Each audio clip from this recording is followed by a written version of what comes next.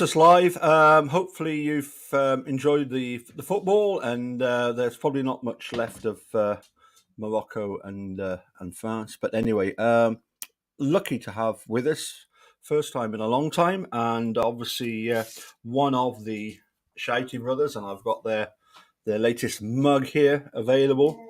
So that'll be a good one to get hold of. I will be putting the dog in the back of the car shortly. Anyway, let's introduce one half of the best Speedway commentary duo in the country, in the world. One half of the Shouty brothers, that is Marty Clyde, aka the Oracle. Because Marty, you when it comes to anything to do with Speedway, ask you, and you've got the figures down to a fine art. Good evening. Good evening, Marty. How are we doing? Well, I'm doing fine. Let's introduce our next guest, who is none other than the team manager of the Bandits. We were very lucky to have obviously Leon join us last Sunday. That's right. It was Sunday night, wasn't it? But he is the team manager of the Berwick Bandits, and he's put together a fantastic team for this year. So here is Gary Flint. Hi, Gary. Evening. Good evening. Evening, Gary. All right. And as if by magic, here is a younger Mr. Flint. All right. There we go. But Hello there. He was on. I wouldn't have come on. You've got no heaters in your house. Nah, cold up here. Electric blankets on as well. It's cold everywhere, I can tell you that. And also, I think, did Berwick not get a load of snow the other day? There's been a fair bit in and around. Not ideal, but it's at times like these that it makes the Speedway season seem such a far distant memory, and it's far into the future. It's not going to be that long though, is it? No, just a couple of months now, isn't it?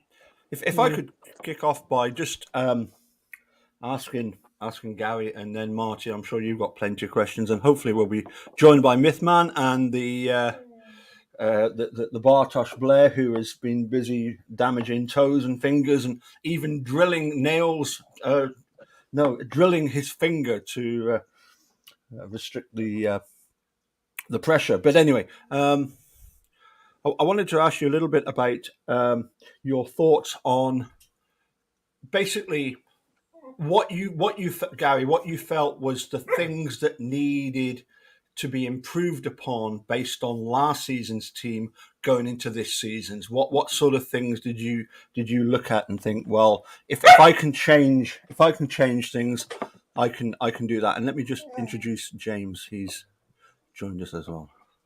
Hi guys. Hi there. Evening.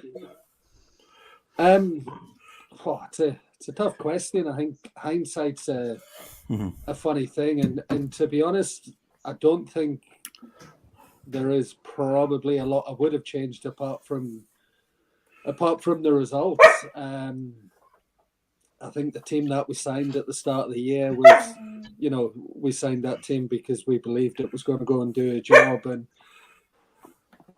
for the first 3 weeks, it certainly looked like that was going to happen.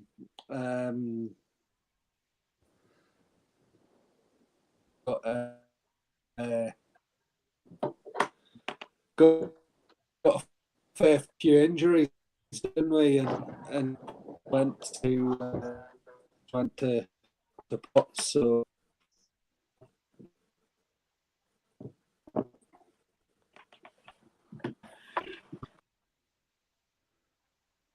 something buffering here. I think we've lost our team manager for a little while, but the gist of it, injuries at the wrong time, like any other season, isn't it? Pretty much. I think that was the case.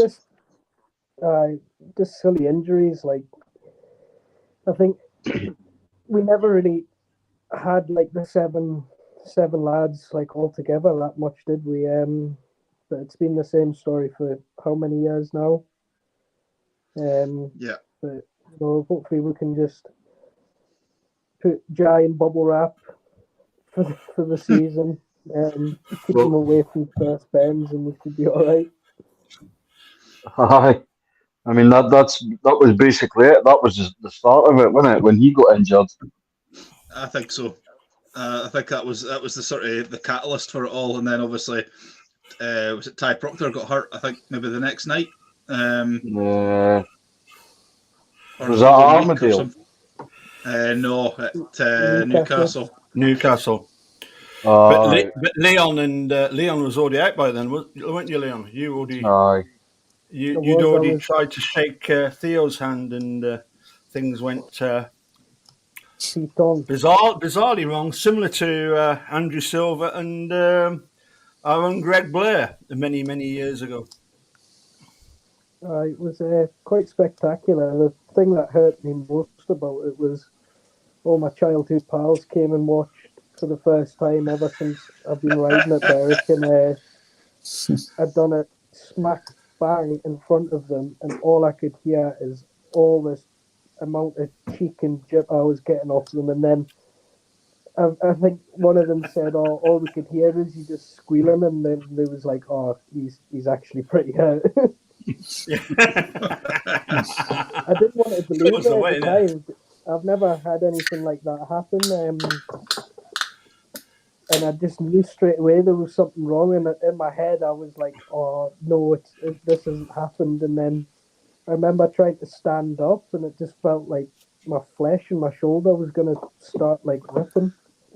And then had to come and get my dad to leave the black and gold and follow us up to the I can't remember what hospital we went to. I think it was Cramlington. Was it Cramlington? It was. And then we was all together.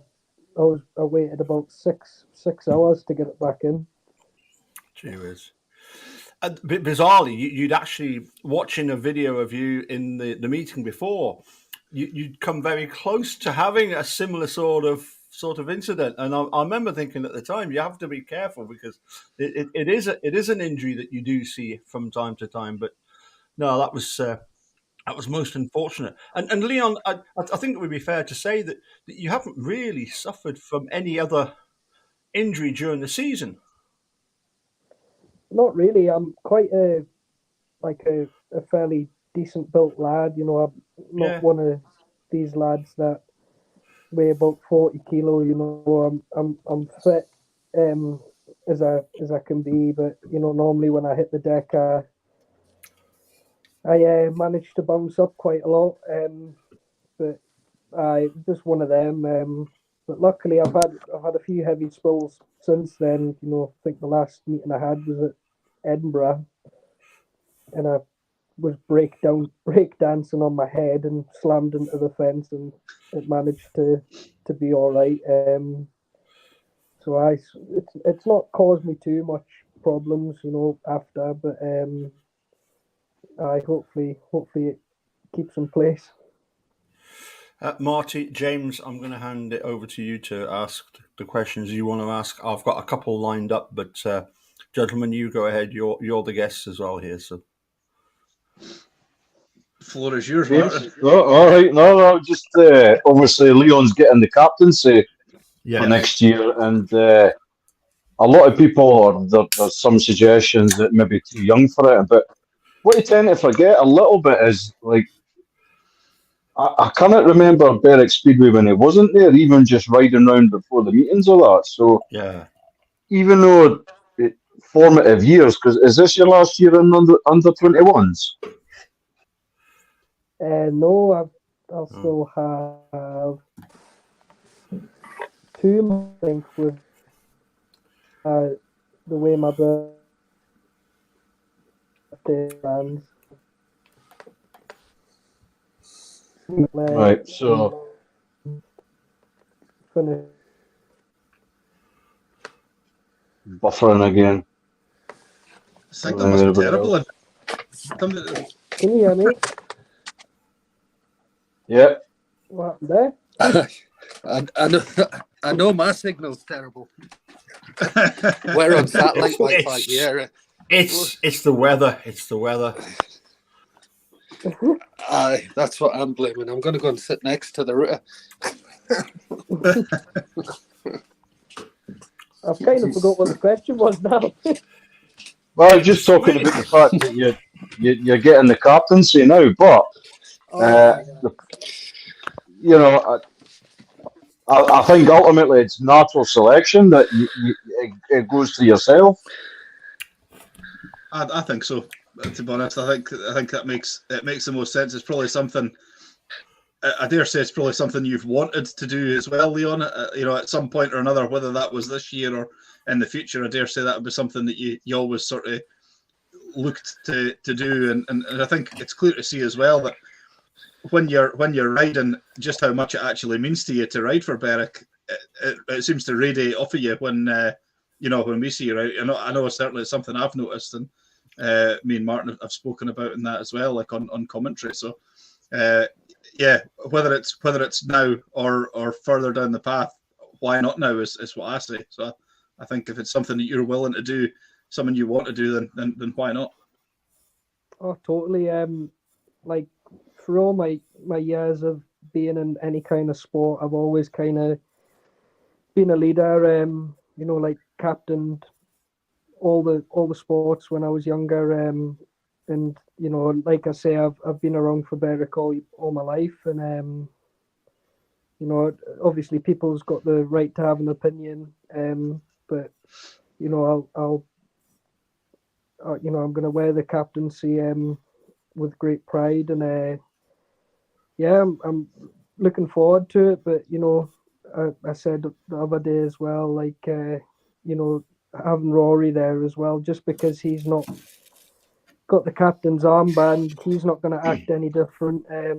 Spent my time there with them at Wolves last in 2021, and he's a great guy to have there with that kind of knowledge. But yeah, if you pick someone out of the team we have this year to lead us into battle, I'd happily put my name in front there. Happy days, and I would also go as far to say, could this be the first time that we've had two borderers captain of both teams? Probably. Definitely. I think it has to be. I can't think of another time where that would have happened, but then I'm perhaps not as well qualified as others to comment on that. I kind of think of here begs the question then, so is there going to be a bet between Leon and Greg who can win the toss, shall we say, the most before the matches? In other words, who's the best tosser? Well, I don't want to put it like that, Paul, but I cannot do any worse than what Bomber did this year, because we'd have to stand in front of him and tell him what we wanted. Half the time he would pick, say we wanted 1 and 3, he'd pick 2 and 4 and come back, and we're all just looking at him like, what are you doing? And he's like, what? I told you 1 and 3, man. obviously there's a bit more to it than that, but obviously that's one part of it. To be fair, it didn't matter what gate Bomber got, he always went out with one heat one, didn't he? So yeah. That's very true. To be fair. Yeah, that's so important, isn't it? Your number one needs to go out and win heat number one, and it sets the tone, doesn't it, for the rest of the meeting? If you're not having that, it's difficult. I was struck by the fact that of the Bandits team, the 3 heat leaders are all riding in the Premiership, and that's not true of every team that's assembled their 1 to 7 so far. It's looking as if there's 1 or 2 of the other teams that aren't going to have that situation. I mean, Leon, how does it sort of translate being a heat leader in the Premiership and in the Championship, and riding at 6 or 7 for Wolves? Is it that big a step up? It seemed to me that at the end of last season, you were scoring some pretty big points. Personally, I don't think so. But if you looked at my scores, they would say yes. but that was just my fault. I was putting way too much pressure on myself to go out and win Heat 2. And the way Wolves is, I always end up having like the outside gate, and if I don't make the best start, I'm always hung out to dry. And the track's normally pretty wet, so I normally tend to get filled in, and then I'm playing catch up from there. But you know, I showed that in the last couple of meetings, like I am more than capable of doing it. Like I scored more away points than I did home points. But you know, it was very frustrating for me. Like, you know, I'd go to Berwick, I'd go to any away track, and I'd say I'd go and smoke. I don't know, Danny King at Poole, who else? Richard Lawson, and like loads more. And then when it came to the top league, I don't know if it was because I was seeing myself as I'm the number 7, I'm the reserve. I put so much pressure on myself, and I was quite reluctant to go out and do the job. Where I think at Berwick, I like the pressure of knowing like what I'm doing, but I can't seem to put 2 and 2 together yet. But going into this year, I've you know, going to be putting in a lot of money to ensure that I can be 100% going into a meeting, knowing that the bikes are going to be 100% and stuff like that. So hopefully that's what I was missing, and hopefully that's the piece to the puzzle. Well, that's good to hear. I mean, I'll be honest with you. Although, as you rightly pointed out, Mark Courtney is my favourite ever Bandit of all time, I did vote for you over Chris Harris because I thought your achievements last year in winning both the under-19 and the under-21 made you the standout candidate for that. Seemingly, I was wrong. I can only suggest that there was some bogus voting going on there, Marty. Wait, pointing the finger at me. Hello. To be fair, I didn't mind because it was pretty packed. And I was like, oh, I've got quite a good seat here. I'll be happy if Bomber goes up and collects all them awards, so I can have more sitting here and No, I must admit, it was surprising. I suppose the only explanation could be that, you know, winning those titles, that was an individual thing rather than Berwick. But you know, for me, every time you go out, and even seeing you on the television riding for Wolves, I still watch you as a, you know, you're a Berwick rider. You know, you can't separate that, can you, Marty James? No, but I think the other side of it is because Leon had such a good year before. What year was it now? Before, was it pre-COVID? 2021. When he was banging in the big scores at reserve, and then in the main body of the team last year, or this year. So I think what you've got to, when you sit down and look at it, you've got to think that the progression's still there from Leon. It's just not as noticeable as what it was when he went from reserve to the main body of the team. If you know what I mean, when he was banging in like 16s and whatever against Newcastle. It's more noticeable because it's from reserve. Like me and my dad had the conversation. Like I can't remember what my average finished on last year, but you know, Dad says to me, "Oh, if you can withstand that average, you know, you've had a good year." Because obviously starting in the main body, and then we actually had a bit of a fallout because I was like, "Oh, I'll do better than that," and we were both drunk, nearly fighting over it, as me and him do. And then, long and behold, I rode a heat leader position just about all year and upped my average. So that was a nice soft kick in the balls for him. It's called reverse psychology. Yes. Reverse side. Tell you you're crap and you'll go, fuck him, I'll show him. I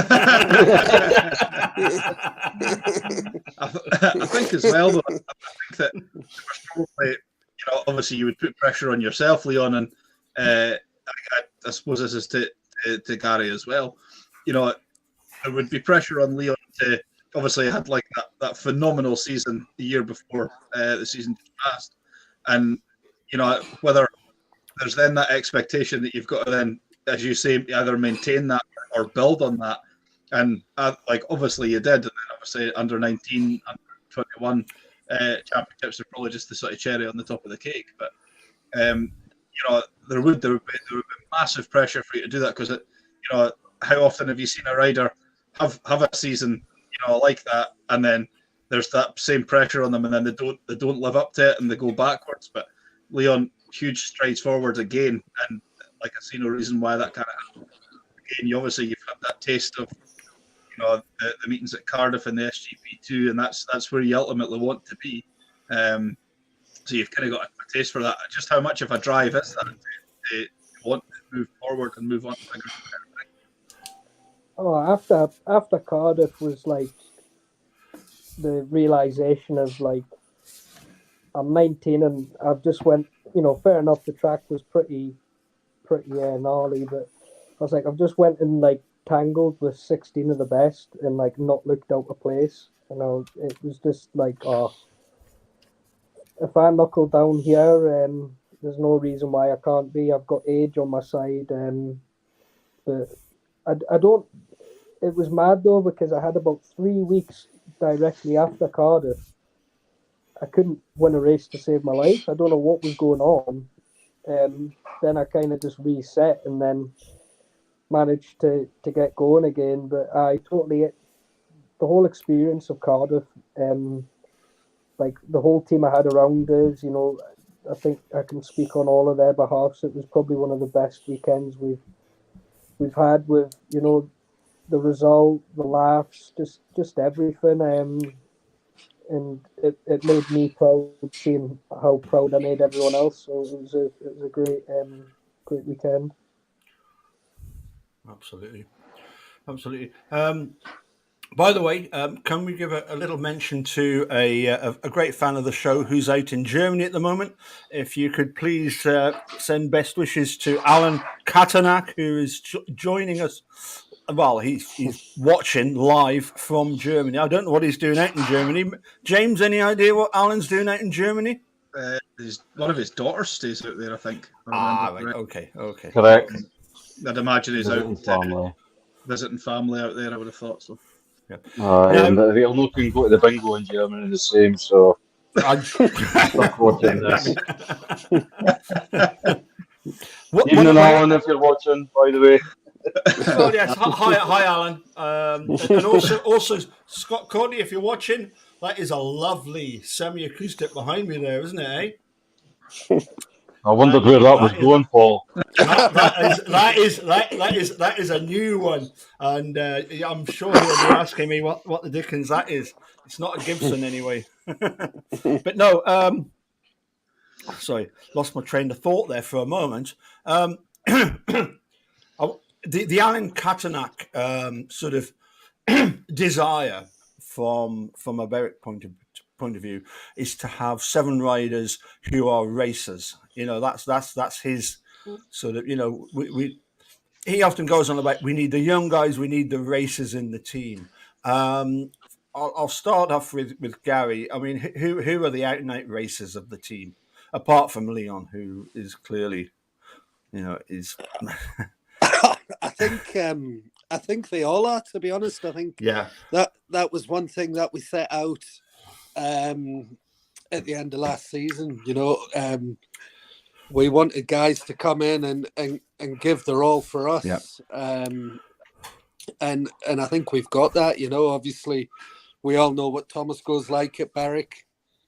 Jonas is brilliant as well, never gives up. Then you've got Leon and Jai.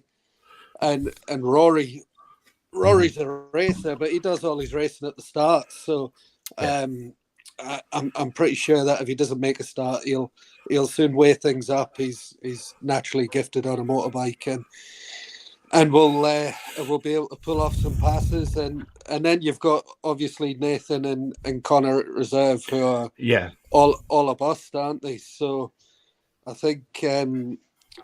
I was watching the video that was put out last night, the best bits or the best heats, and I would expect to definitely be a few more next year. Obviously, from my point of view, I'd like them all to go out and make 15 starts and it be the most boring race in the world. But from a fan's point of view, of course, it's impossible to make every start, isn't it? So there will be, I'm sure there'll be some excitement happening. Which leads me... Sorry, Paul. No, Marty, you carry on, yeah. Oh, sorry. Sorry, Leon.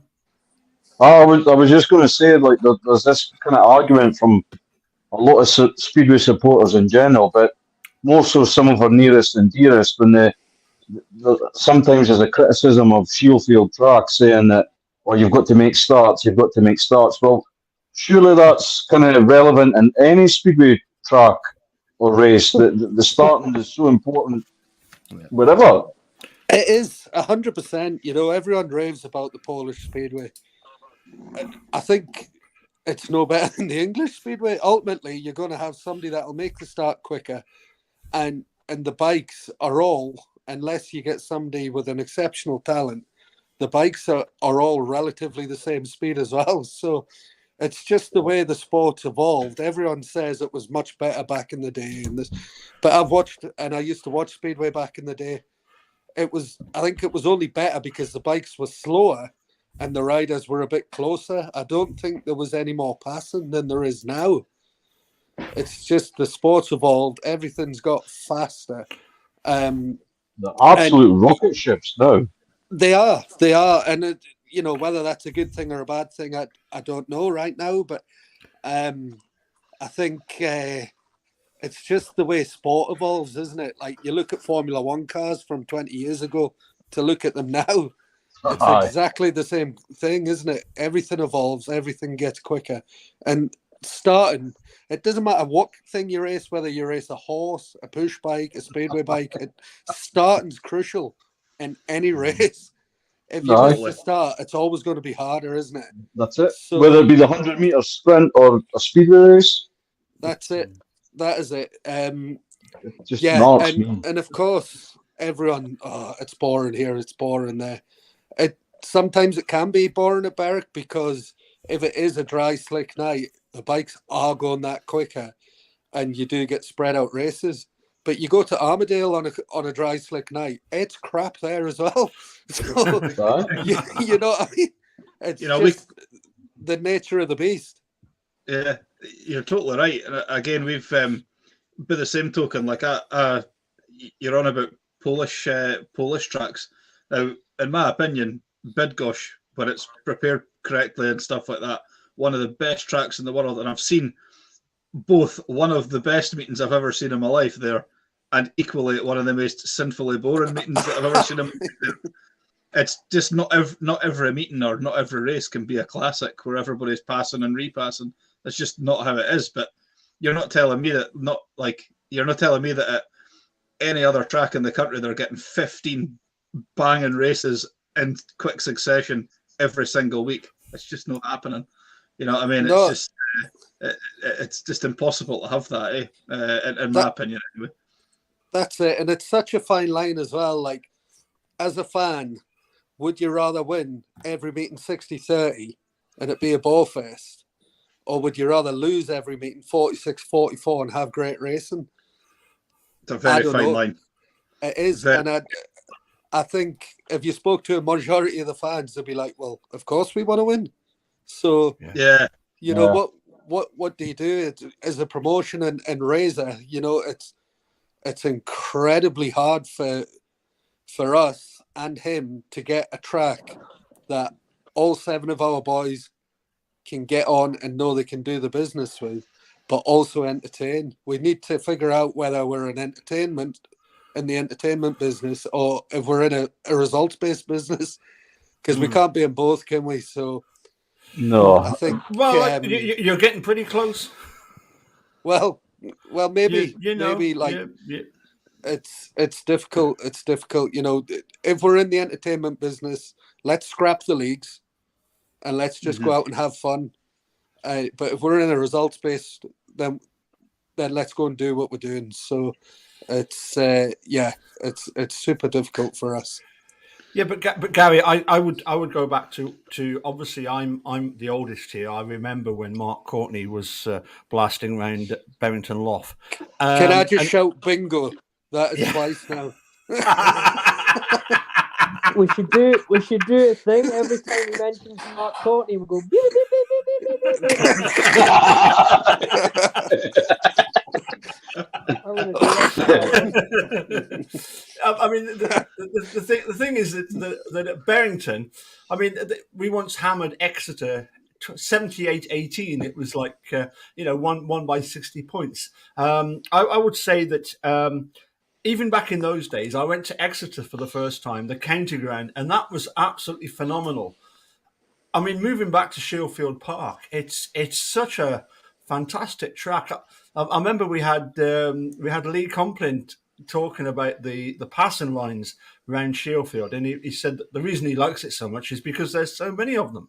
And yet, how come it is that Shieldfield is thought of as this track where you have to gate because there's no chance of passing? I mean, that video just blew that completely out of the water, didn't it, last night? Yeah, I totally agree, and especially since we've done the work to the track. Yeah, I think a lot of it is people are used to riding it how it was.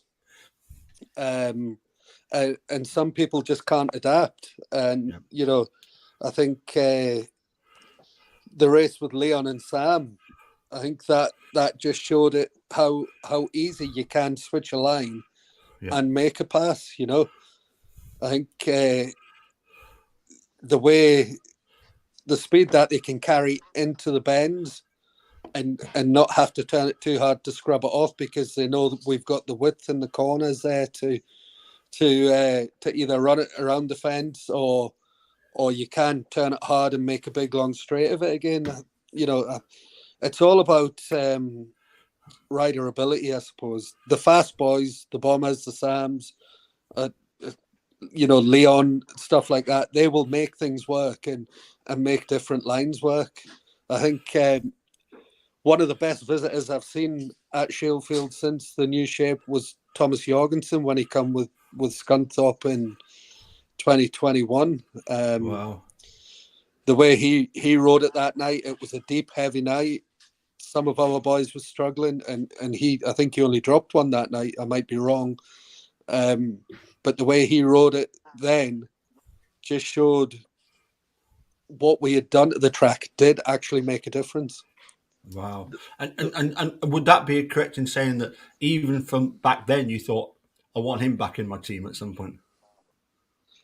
I think Thomas will be the first to say I've been the biggest pest for probably the last 3 years. And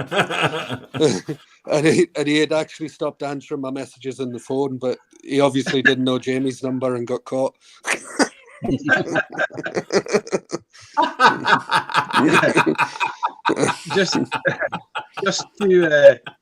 Just to touch on what you were saying about the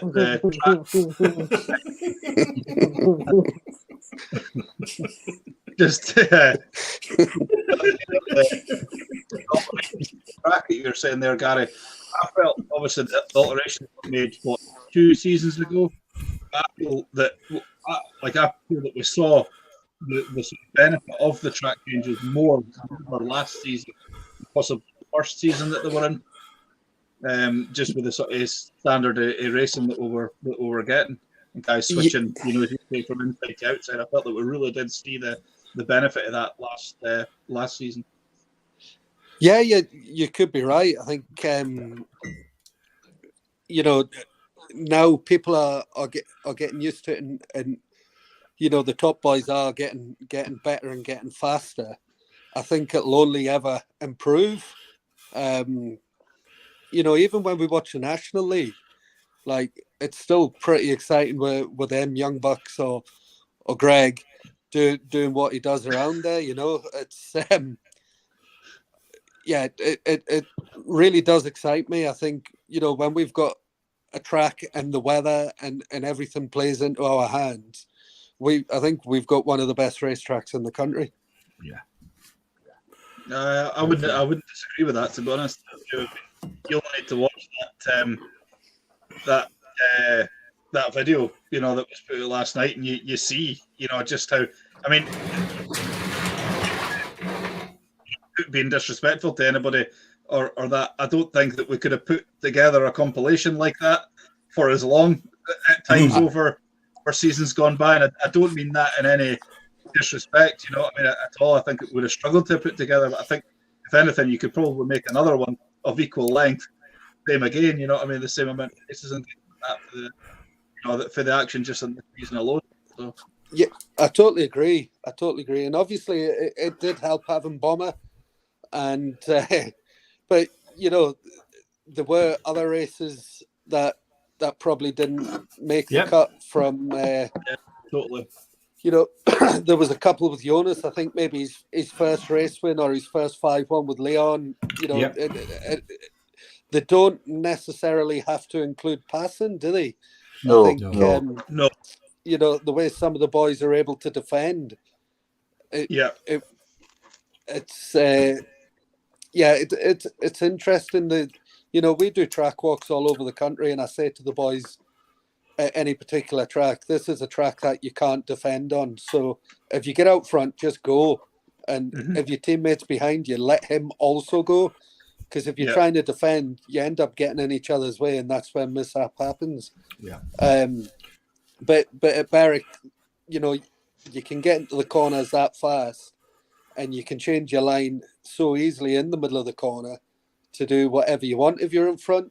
So sometimes that is actually harder than the passing. Gary, can I just also add? Now that you mentioned that 5-1 with.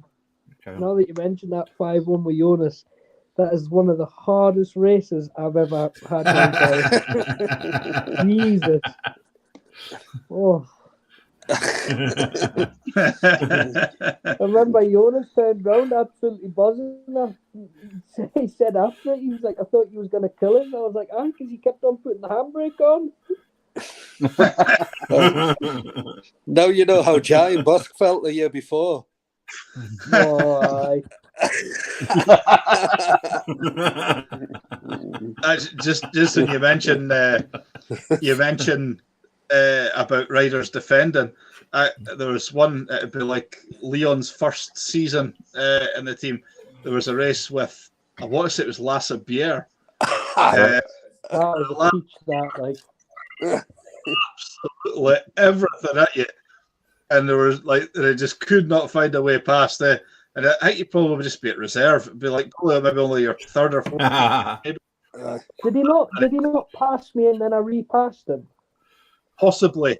I can't. I remember him throwing the kitchen sink at you, and they just head down and kept going. It was brilliant to watch. If anyone I was going to beat out that team, it was definitely going to be that. He was given it the big one beforehand, wasn't he? Aye. In the changing rooms and that. Saying he was going to smoke everybody, and then Leon went and smoked him in Heat 4. I remember I said to him in the changing rooms after, because that was when we were using the same. Can I just put?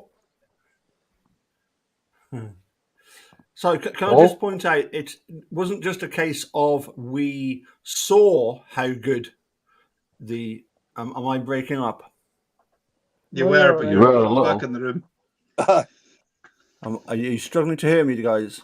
No, you're all right. Yeah, I'm back now. I was gonna just as nice as to see all the action from last year. How good was the commentary from last year? No comment. No, I loved it. I think it's great to, it's raw emotion, isn't it? It's like there's nothing better than live commentary. And yeah, I thought it was brilliant. Well, please, one person likes it. I must admit, there's a couple of times. There's a couple of times when the Shouty brothers are crediting the away riders, and I'm going, fuck no. See me on the 30 frustrated at them passing outsiders, but yeah, you have to accept that other teams can come along and enjoy riding at Berwick. I do have another question for who do you see of the 1 to 7 that we've got as most likely to improve their average? Thomas. Just say all of them, Gary. I think. I mean, like Mark Courtney. I just didn't hear a thing there apart from Mark Courtney. He's going for the full house tonight, boys. Jesus. I think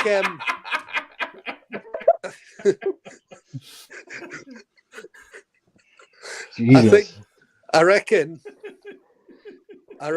after a couple of meetings Jonas will put 1.5 on his average. And whether he maintains that or not, it'll be super tricky. But I think, I'm pretty certain Jonas will definitely put points on his. But they've all got scope to do it. Obviously, we have the conversation about Thomas. So he's only ever averaged 7 in the championship, and when he was averaging 7 in the championship, he was only averaging 4 in the Premiership. So he's now averaging 6.5, which means he's obviously improved. Right. Will he improve on his average that he comes in? Yeah. It'll be super tough, but do I think he'll maintain it there or thereabouts? I do. And I think, the young buck there, Leon, if he, I'm going to say it now, if he maintains a 7-point average, he's had a better year than this year.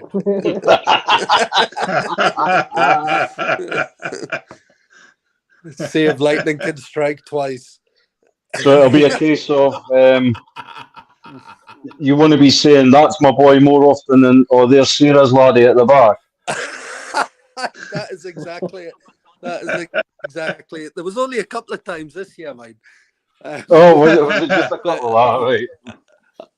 There was only a couple, to be fair. I think there was one time he was in that much of a huff. He wasn't even Sarah's laddie when his engine blew up before the meeting against who was that against, Leon?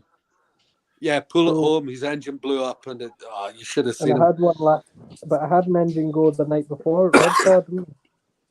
That's right. He was tripping over his lip like you've never seen, and I was like, "Just look, get on your bike and ride it. You're good enough to go and do it." Oh, but green like a muckle lassie. Did you parcel a ton from like? Oh, he's like it. But then it ended up costing me nearly $5,000 for a new engine because I felt that sorry for him after.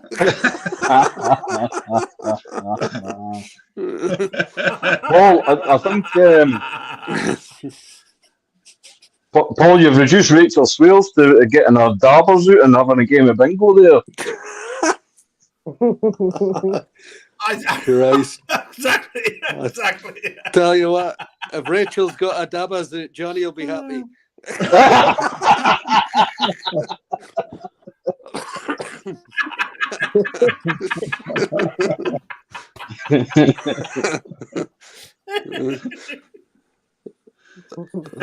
Moving on.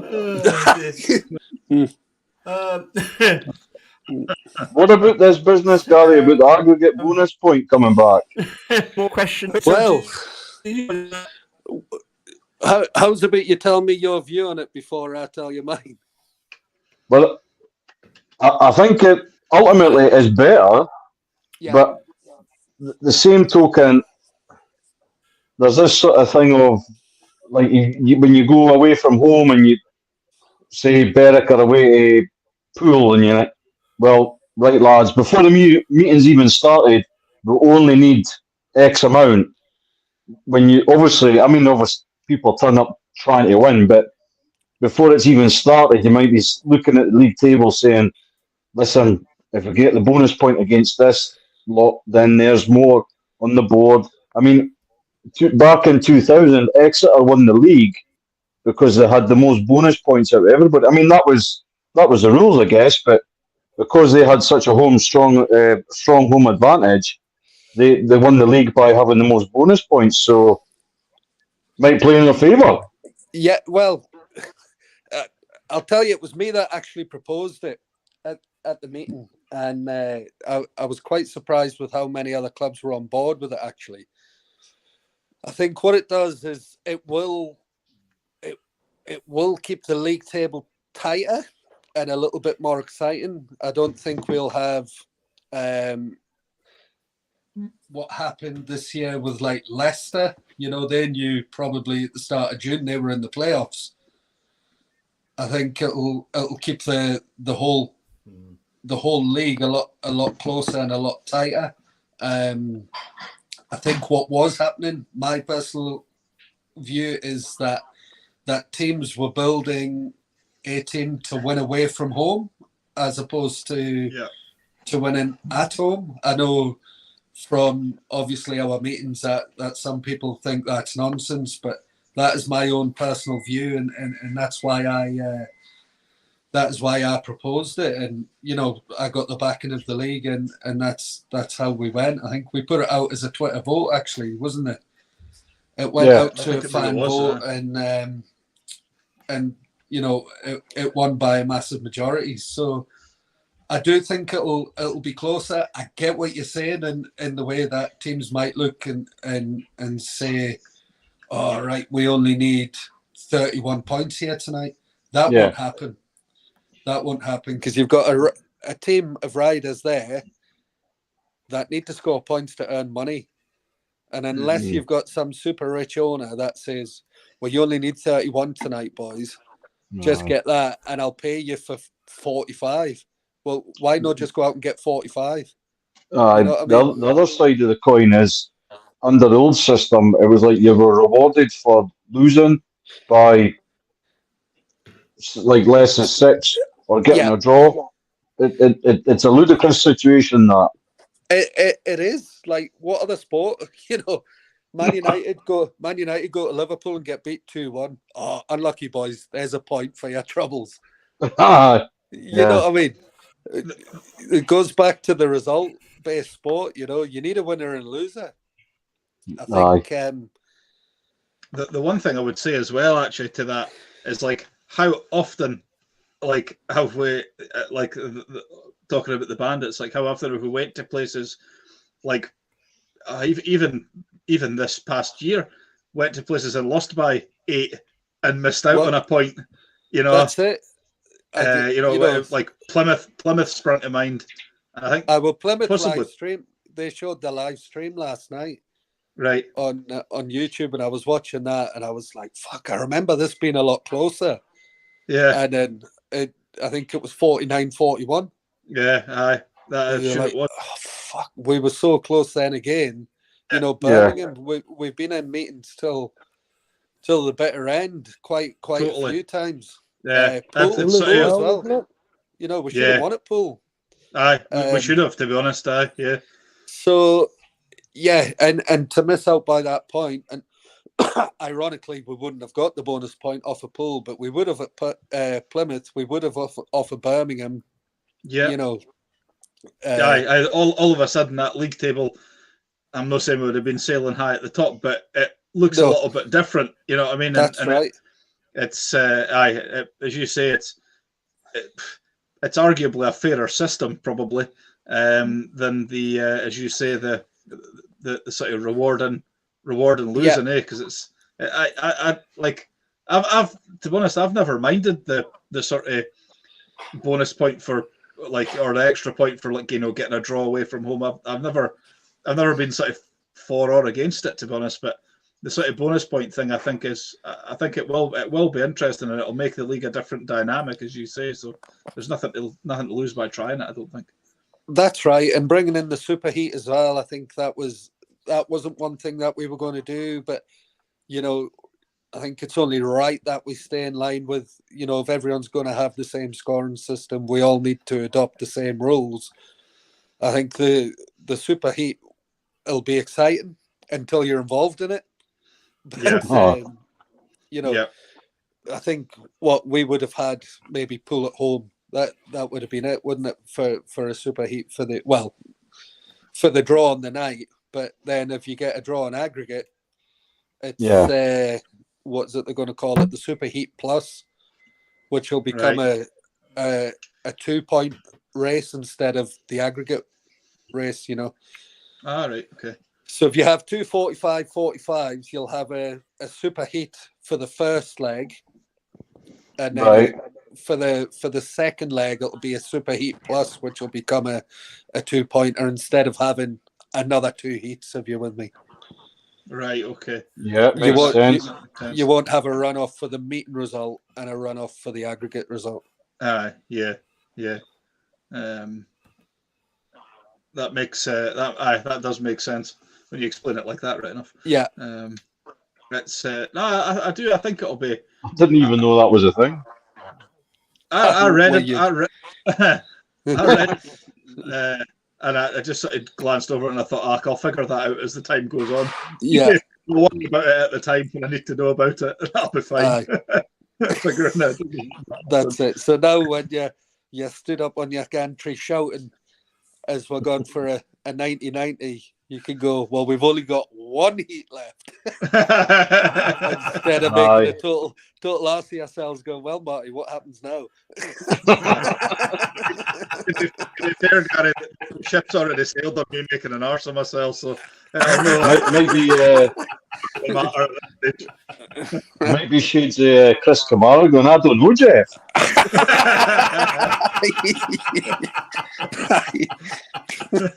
Might be a bit lost in that moment. Like. There was a bit of that last night with the was it Greg when he passed somebody and Ben Rathbone fell off at the back? Yeah. And the players are like, oh, that looked quite nasty, but and Marty was like, well, to be honest with you, I didn't actually see it.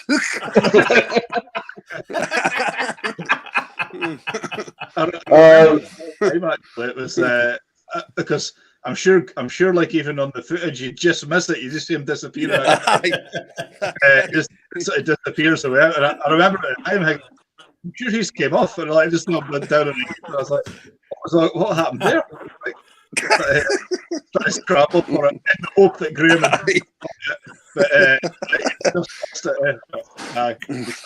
to be brutally honest, I haven't watched it all, but is the seagull attack on it, James? No, it's no. It's which I don't know if there's another version of it where there's outtakes. Graham might end up with an outtakes. It'll be like an episode that'll be all right on the night. But I've forgotten about the seagull attack. That was quite funny. How do you spell Kamara? Is it with a K or a C? Yes. Is it a K? Is it? I'll edit that. Sorry. Marty Kamara. I don't know, Jeff. Oh well. Rules and regulations. I'm glad we've cleared that up. That's it. Marty Kamara. There we go. We might have to come back to this at some point or another where there is the superheat does actually happen. I'm like, well, actually, lads, I told you what would happen. And I'm already pregnant and ready for that in a few months' time. Listen, guys, it's been absolutely brilliant having you on. I would just like to give the last word to Leon, who's been very quiet, listening in on and enjoying everybody, embarrassing everybody else. But finally, your thoughts on working with the 1 to 7 that your dad and others have assembled for you for this season. I am absolutely buzzing for it. Biggest thing for me, you half touched on it, saying that, we've got, Gary, Dad mentioned it about having seven racers, but the biggest thing for me, we've got 7 lads that want to ride for Berwick. So, as fans and as fellow teammates, you can't ask for much better than that. That's all you ever ask for. There's read some comments about the team. Some people's happy, some people's not. but I feel like it's probably the best team we've had for a lot of years. And I again can't be happier about it. But obviously it was sad. Bomber decided to go to Glasgow, but I think we've found a great replacement for him, being Rory. And the biggest thing for us is, I firmly believe that we've got a rider that can go out and win Heat 1, go out and win Heat 2, and as well as 3 and 4. Yeah. So hopefully we can just maintain it. Like I said, hopefully we have an injury-free season, and roll on March. And same question to Marty and James and Gary. Thoughts on the coming season? Yeah, for me, I think just echo what Leon said there. I think we've got a group of lads there that want to ride for Berwick, and a group that the young bucks there working alongside, and I do include Thomas and the young bucks with Rory. He'll be great for them in the pits. I've seen myself how he worked with Leon and the young Lions with the academy and stuff. He's I personally think he's a great guy, and he'll be mucking in and wanting things to pan out, and playoffs is definitely the ultimate goal, and also the BSN series and the KO Cup. We want to put one over Redcar in the prelims and shut them up for a few weeks, and then go and set about our business with Edinburgh and Glasgow before we start in the league program. But we'll be, as a management team, we'll be making sure the boys are well up to speed at Shieldfield before we go into our first meeting. And it's exciting. I think I do personally think it's the best team that we've been put together in our era. I say that as in myself, Scott, and Jamie, and Stevie. So there's so much excitement amongst the lads, and it's going to be exciting to watch them progress. I think, like we say, injuries can play a big part in any sport, and we've been unlucky for the last couple of years. So surely to death, it's our turn to get some of the good luck and go and smash it. Absolutely. James, Marty? Yeah. I think for me, like the Leon and Gary have pretty much covered it, but I think for me, as you say, the guys all want to be there. They'll want to give it a go, and I think even guys like, say, we saw enough of like, say, Nathan Stoneman last year. He went in, gave it a real go, and deserves another crack at it. Connor Coles is another rider that I think hasn't had a fair rub of the green at championship level. And again, he's always ridden Shieldfield fairly well, I've felt. And he'll, I think he'll come on. The rest of the guys probably speak for themselves in as much as, what they can do. And people, I think the difference between, obviously at this time last year, the team that was put together, I think everybody had a real buzz about it. But I think there were maybe dark horses heading into this year. Whereas maybe there's not so much being said about it, and it's maybe divided opinion a bit more for various reasons. But I think Berwick's always produced better results when they've been underdogs or not expected to do well. And I think the team they've got together, you can see, it's all ifs, buts, and maybes, but it looks as good as any other side that's out there, I think. And, ultimately nothing's won on paper. It's what happens on track that happens. And I'm looking forward to it. Well, I would put it to you, Marty, that we've had this discussion many times. Just follow on with what James has just pointed out about Bandits teams of the past. We had, I think, James, you would allude to a team that we had that had Mogo, Banger, Adrian. Go on, It should have been a league winner, yeah. The 2000 team should have been. And Marty, you've alluded to some of the teams in the past. Obviously, the team of '89, despite George Dodds's best efforts to try and outshout me, obviously, team of '89, the best of all time. But who was number one in '89? It was I think it was Mark Courtney. Bingo!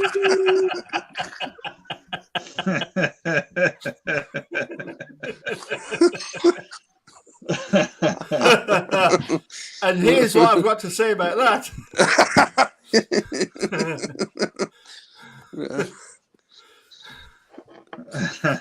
Marty, over to you. I'm going to shut up.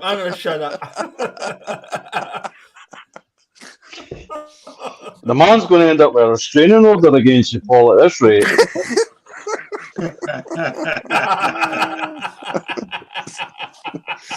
Jeez, yeah, well, if there is any negativity regarding this the coming season, the team and what have you, I would say, as team manager, if I was team manager and what Gary probably does, any comments like that, use it as motivation to turn around and stick two fingers up to all the people that have put that across, that the Berwick team aren't going to do anything, or they're not going to make the playoffs, whatever the case may be. Always try and twist it round to a positive rather than a negative. And I think, James said it as well, Berwick tend to do better when nobody's expecting them, or that the expectation is that's cannon fodder, if you like, with some of the teams in the past. But like anything, you need 7 guys, at least maybe 5 or 6 of them, to improve, injury free, and you're going to be somewhere thereabouts. Yeah, absolutely. Yeah, absolutely well said there, Marty. Listen, guys, it's been absolutely fantastic, obviously, having you join us. I realise the connectivity hasn't been great. That's just beats of this evening with the weather. Can I just wish you all a very Merry Christmas year. Gary, I think you've been absolutely fantastic in joining us for the live chats that we've done. Same to Lou. Thank you. To the shouty, can I just point out there are these videos available if you are interested. It's a fantastic mug. It's got all their comments. And there seems to be a delay here, but anyway.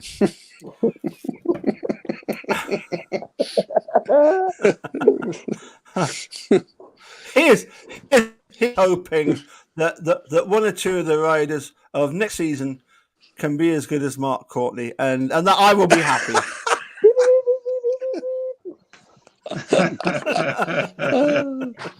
Just before I go, I want to say hello to John Short. John's been building an extension on his house, and he's been having an absolute fucking nightmare. But I'll be there tomorrow to sort it for you, kid. I know he's watching.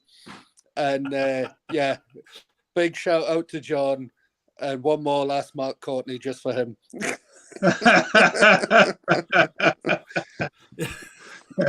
Yeah, BG. Have you not asked him on the show, Paul? Paul wouldn't be able to talk. I can't get hold of him. He doesn't do. He knows if he tries to call Mark, he'll get the knock on the door with the police, won't he?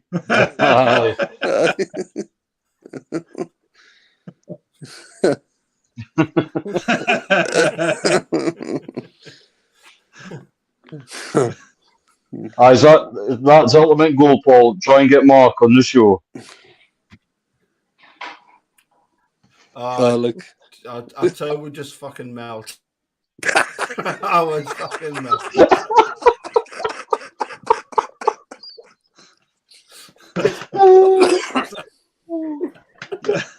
Jesus.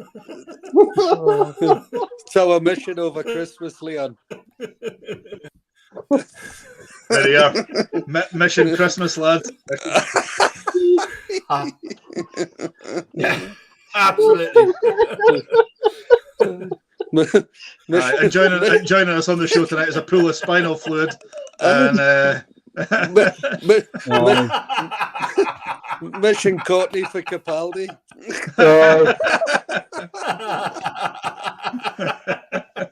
There's a new mug for you, James. Cheers, guys.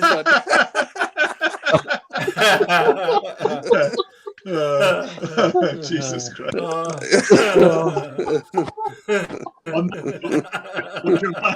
Thanks very much.